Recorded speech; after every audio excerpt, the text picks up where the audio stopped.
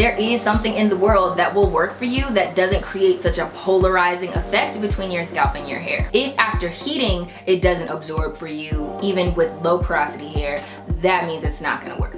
Some kind of web-like complex on top of your hair and it just starts locking up and gets very matted very quickly. If a product starts to define every single hair that I have on my head, that's what I know is not working.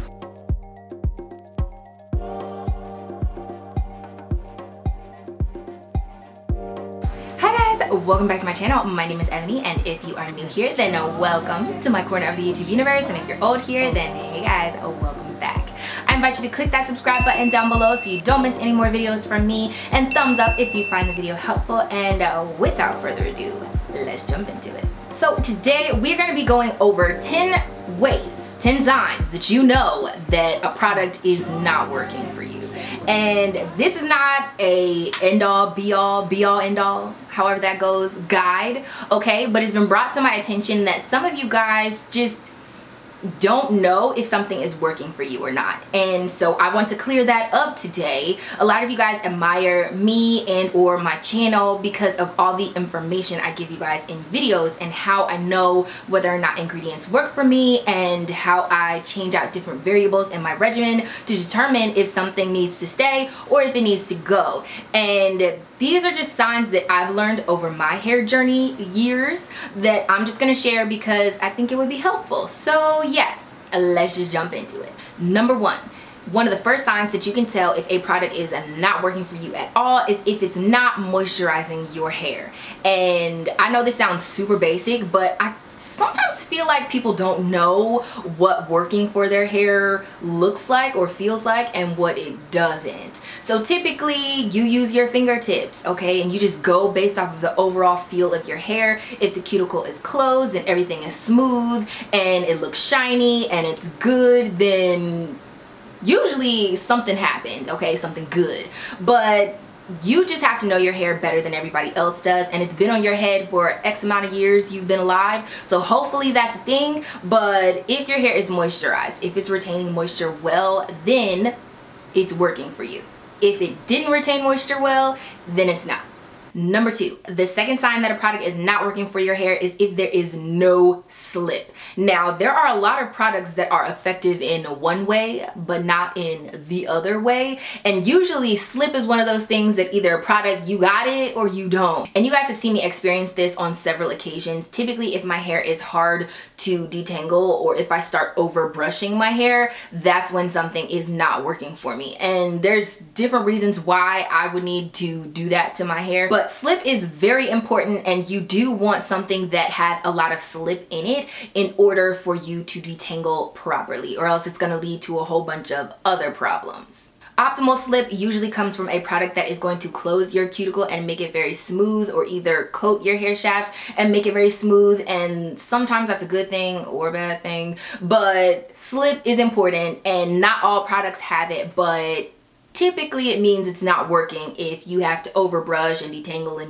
and it's a mess. It ends up being a mess. Number three, the next thing is if you have a lifted cuticle. Now, before I was saying if everything is smooth and closed, it's gonna be nice, okay? But if your cuticle is lifted, whether you have a wet or dry hair, it typically means that it's not working for you. Whatever you put in your hair is causing frizz. Now, frizz comes from lifted cuticles, and sometimes there are products out there that give your hair that volumizing effect, but you probably want to stay away from those more often than not because it's going in the long run to cause a lot of damage. I know some people naturally have frizzier hair just from the overall look of it, but if you put a product in your hair and it makes it frizzy, that means the product is not working for you. And you guys know I have experienced this on my channel on several occasions also, and it's not fun. Number four, if a product is not actually penetrating your hair shaft and it's just sitting on top and it's being coated and it's not absorbing, that means the product is not working for you. Now, before y'all go in, okay, I have low porosity hair. Things will sit on my hair in general just because of the natural properties of it. 9 times out of 10, I have to use heat in order for something to absorb into my hair. But there are products, it doesn't matter how long I sit under a hair dryer or how long I deep condition overnight, if it's for 5 minutes or if it's for 5 hours, it just doesn't absorb. Like, it won't go. And my hair pretty much rejects it. Not because I'm low porosity, but because the properties of the product and the properties of my hair don't mix at all. That means it's not working for you. And I have experienced this on several occasions. It's just sitting on top and it won't go anywhere. And I can't make it go anywhere, not with the steamer, not with a hooded dryer. It just doesn't work. If after heating, it doesn't absorb for you, even with low porosity hair, that means it's not gonna work. Number 5. If you have extreme dryness. Now, you guys know here on my channel, I have a glycerin sensitivity. My hair does not like glycerin. If it's way high up on the ingredients list, if it's lower, typically it's fine. But if it's like the 2nd or 3rd ingredient, my hair will be very soft when there's water involved. But after my style has set and all the water is dried out, then my hair is unbelievably dry, like drier than when I first started washing my hair. It's so dry. It's like I couldn't put enough product on. I couldn't deep condition enough in order to get something back into my hair. It just feels like I need to replenish it even though I just washed it and just styled it. So be aware of any extreme dryness. If something is drying your hair out to the point where you feel like you have to constantly put something back on top of it, even though you just got finished styling, that's not a good look. Obviously, I'm talking about afro textured natural hair, kinky, coily, curly hair. It is naturally dry, okay? That's just the property of having textured hair in general, because the sebum doesn't float all the way down to the ends of your strands like with straighter hair textures. But if a product is not working for you, it will be even drier than normal, and you're gonna know it. You're gonna be like, oh, my hair feels dry, like I just threw it outside and let it bake in the sun for 3.5 days. Number 6, if you have sticky ends. Now, I know this also might mean that you need a haircut, but let's just say you got a fresh cut, okay? And you throw a product in your hair and you have a hard time trying to get the ends of your hair apart. That means the product is not working for you. It's almost as if somebody threw some kind of Spider-Man complex, some kind of web-like complex on top of your hair, and it just starts locking up and gets very matted very quickly, or you can't detangle like normal and ends don't come apart. Whenever my hair has had too much protein, if there's any kind of protein overload, that's what happens, and it's just too much, okay? And another product is not working for me. But also recently, you guys know, if there is a lot of alcohol in a product, my hair will also be very difficult to separate, and it'll start to mat up and it'll dry out very quickly and it'll turn into a Brillo pad. And I do not mean that in a derogatory way, but literally strand by strand, my hair will mat up and I'll have to detangle to the nth degree just to get my hair detangled, and it's trash. And that means the product is not working for you. Now, those are the symptoms in my hair of protein overload, but also of the use of alcohol, rubbing alcohol. But just so you know, that can happen with any other ingredients that your hair starts to reject. So just know that's a thing and the product is not working. Number 7. Usually whenever you have too much hang time, okay, and by too much hang time, I mean whatever product you put on your hair, it's gummy. Usually this means moisture overload. It's also too elastic, okay, and it hangs more limp than it does bounce back. Your curls don't bounce back like they usually do, and they'll kind of like stretch out and stay out. It's like, no, where's all my structure? It's supposed to go back. It's not going back. That's how you know a product is not working for you. Again, it's usually moisture overload. You want to keep the balance between protein and moisture. That's when you get your optimal styling days. But sometimes based off of the seasons and based off of what age you are, what stage you are in your life, that can be harder to maintain than not. So just be aware, constantly monitor your hair. Number 8, your hair is not clumping together. Now, I am aware that some people have a property to their hair where it's just like never gonna do that, okay? But when we are dealing with products and something is working for you, that means your hair is going to clump all together. Now, does every product have a defining property to it? No. But whenever your hair is healthy, when it's at its optimal structure and protein moisture balance, it typically will clump together. And for me, I know if something makes my hair clump really, really well, there's a defining factor to it. But even if there is no definition factor on the label, if my hair does start to clump, I know that's because it's working. If a product starts to define every single hair that I have on my head, that's what I know is not working. If it starts to over define your hair, also if it under defines your hair. Clumping is normally a good sign, and if you aren't clumping, girl, that's a sign it might not be working for you. Number 9, if something is breaking off your hair, it's not working for you. So that's the exact opposite of what we want. Length retention and hair growth is what we want. Breakage, that is not what we want. So I don't really feel like I need to say this, but typically if you put something in your hair and it starts breaking off, like, it's not working. I just thought I would throw this in there, but I do know a lot of naturals end up having a breakage problem at some point in their hair journey, and it's a lot of times the methods you're using to style your hair. But sometimes, and I definitely believe this, if a product is not working for you and you put it in your hair and then it starts to break off and you're like, what's happening? What's happening? You see little short pieces all over your sink.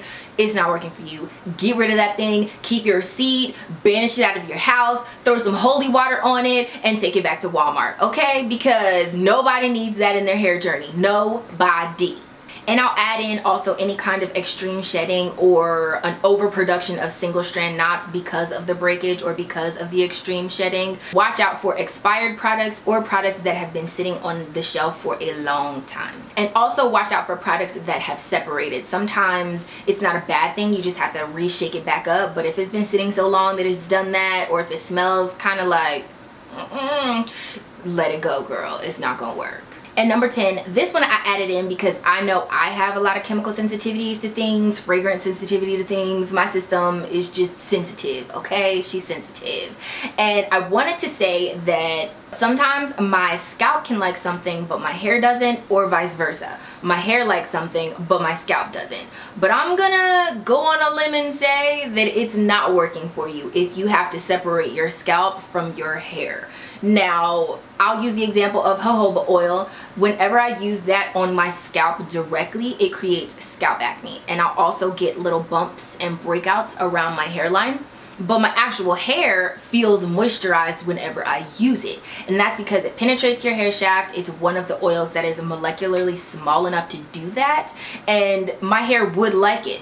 But because my hair is always in my face and because it's always touching my skin, I would break out at the same time. And again, my scalp itself would have scalp acne, and I would have to treat my scalp in order to stop the breakout. So on some level it works, but on another level it doesn't work. But I would avoid the whole kit and caboodle, okay? Get rid of all of it. If you have to separate the two, or if you have any extreme itching at your scalp or any breakouts on your skin, your system is rejecting it. And I don't think you should constantly expose yourself to something that your body is rejecting on any level. So even if your hair likes it and your scalp doesn't, or your scalp likes it but your hair doesn't, just let it go. There is something in the world that will work for you that doesn't create such a polarizing effect between your scalp and your hair. So I hope you guys enjoyed this list. I just wanted to say that take everything with a grain of salt. Ultimately, every natural's hair is different. So just because you're experiencing certain signs doesn't mean the next natural over is going to experience the same thing. You are going to have to master your own hair. Why? Because you're living with it and it's going to be on your head for as long as you live, hopefully. Knowing different ingredients and knowing which products work for you and which ones don't can determine whether or not you have a successful hair journey, especially when it comes to detangling. Girl, the struggle is real. We all out here, okay? Whenever I find products, they do some things and not other things, and you have to combine and pick which ones you're going to combine and hope that they don't flake on you. And when it comes to regimens, you use things on a regular basis, you use them on a repeat basis, so you will have to remove certain variables to find out which ones work for you and which ones don't. I do advise using one product at a time, okay? So then you actually know whether something is benefiting you or if it's not. Every product does not do everything. You will have to get a combo down for you. You will have to get a regimen down for you. And that is part of why all of us vloggers are out here, girl, to help you figure it out. So leave down below any signs that I may not have mentioned in the video. If your hair goes through something and you know it's not working, just share with another natural, because I'm pretty sure that other people have had the same experience. Getting the right information and getting the right knowledge is key. And watching my videos and me experiment with products before you run out and buy them is probably also key. So you go ahead and click that subscribe button and come and join the family. If you guys found this video helpful, don't forget to give it a thumbs up and check out any of my other social media platforms over here and any of my previous uploads over here. Remember to let your spirit, soul, and hair stay lifted like an Afro puff, and subscribe. And if you do, then I will see you in the next one. Bye guys.